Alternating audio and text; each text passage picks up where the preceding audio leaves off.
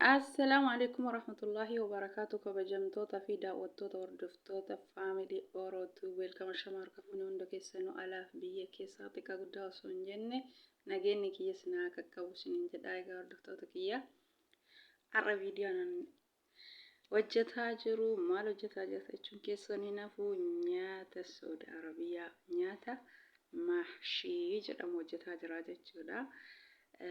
Namoonni beeyni irraa baratanii kan beeytan immoo sheer godhaa, keessumaa ijoolleen haaraa dhuftu haala salphaan akka baratteetiniin hojjettu isiniin jedhaa. Hordoftoota kiyya nyaanni biyya arabaa hanga waggaa gaanitti waa hunda beekanii xumuruuf hanga waggaa lamaa namarraa fudhataa jechuudha. Nyaanni isaanii akka nyaata biyya keenyatii miti. Nyaanni biyya hundaatu aadaa garaagaraa qabaa jechuudha. Biyyi hunduu hojii nyaata isaanii garaagara jechuudha. Akkuma san namni nyaata dalagu immoo nadaafaa fi nyaata dalaguu baay'ee barbaadama. Kanaafuu nullee waan hundaa barachuun dirqama. As bichaa osoo hin taane bakkuma kamuu mooyaa nyaataa yoo qabaanne ka biyya hundaa yoo beekne nu fayyada jechuudha. Egaa akkuma argitan kun baazinjaa adii fi gurraacha, akkuma san kun immoo kuusaa jedhama. Wallahi biyya keenya jira natti hin fakkaanne, baruu baazinjaan kun amma dhufee jira jechuudha. Biyya keenya illee ni jira. Ruuzafoon illee ni jira jechuudha biyya keenya. Ruuzafoon shunkurtiin xiqqoo qulallaanee xiqqoo ishii bilcheessinaa jechuudha. Maaliif ammallee kuusaa baazinjaa dinnichaa yookaan baxaaxisii kanaa wajji ganaa ibiddarra bilchaataa jechuudha. Maaliif xiqqoo bilcheessinaa lahamii bilcheessinee egasii ruusallee xiqqoo daqiiqaa 10 bilcheessinee lahamallee daqiiqaa 10 bilcheessinee shunkurtii zayitiin qulallaanee egasii qabbaneessinee haala kanaan wayitti naqanneetiniin maankaan xiqqeessinee takka takkaan garaa isaa kanatti guunnaa jechuudha. Mahshii jechuun haala kanaan hojjetama. Kunoo wantoota irraa hojjetamu sumaan dhiqee qopheeffadheetiniin jira. Kuusaa dinnichaa yookaan baxaaxis baazinjaa gurraacha fi adiidha. Kuusaan kuusaadha wantoonni irraa hojjetamu jechuudha. Egaa hordoftoota kiyya dhiifama ofii waraabaa jira. Kaameramaan illee harka tokkoon ta'ee harka tokkoof hojjetaa jira jechuudha.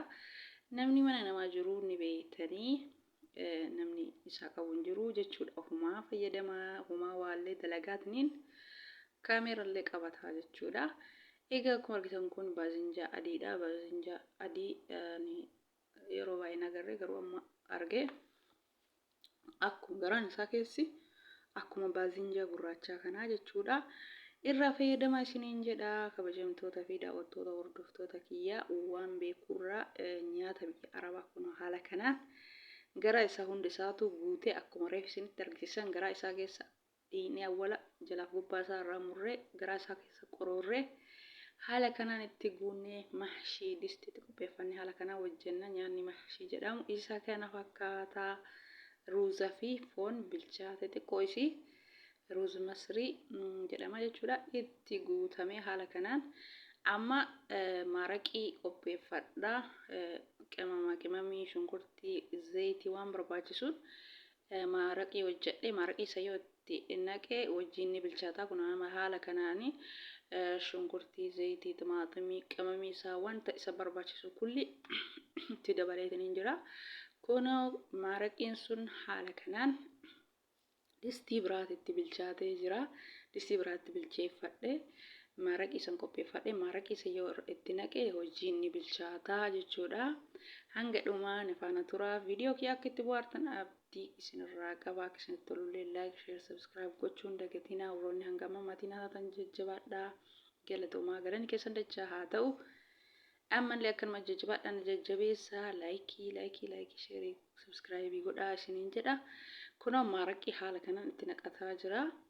Akka bilchaatuu fi yeroo bilchaatu dirqama nyaanni kun maraqii barbaadaa jechuudha. Kunoo haala kanaan maraqii san itti naqee geesse erga bilchaatee booda walitti dachaanee jirra. Haala kanaan mahshiin isa kana fakkaataa haaluma salphaan hojjetuu dandeenya. Irraa fayyadamaa isiniin jedha. Hordoftoota kiyyaa viidiyoo waan beekurraa isiniif hojjechuuf qophiidha. Namoonni hin beekne irraa baratanii kabeetan immoo sheer godhaa dabarsaa.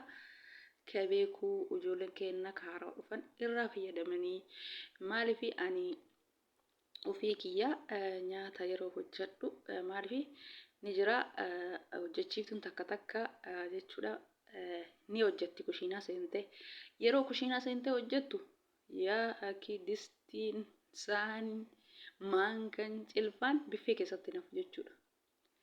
Garuu ka shunkurtii cirusii ka waa hunda cicciree qopheessusii isiin dhaabateetuma waliin dha'uuf kaan itti gannayxee kaan walitti galabbaxuuf meeshaa guutuu biffeefitti jechuudha.